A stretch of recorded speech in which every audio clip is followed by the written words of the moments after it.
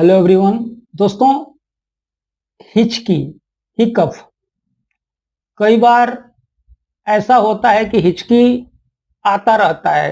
कितनी ही हम मेडिसिन ले लें, कितनी दवा खा ले, पर ठीक होने का नाम नहीं लेता। ये हमारे डायफ्राम में सिकुड़न कंस्ट्रिक्शन की वजह से हिचकी होता है और उसका कारण होता है कि जब पानी की कमी हो जाती है बॉडी में तो हिचकी होता है। कई बार कितनी भी दवाई लें पर ठीक होने का नाम नहीं लेता। इस अवस्था में होम्योपैथी की एक बहुत ही अच्छी दवा है, जिस दवा का नाम है जिनसेंग मदर टिंचर। इसको हर 10-10 बूंद आधे आधे घंटे पे आधे कप पानी में लें। आपका 2-4-5 खुराक खाने के बाद ही आपको रिलीफ हो जाएगा।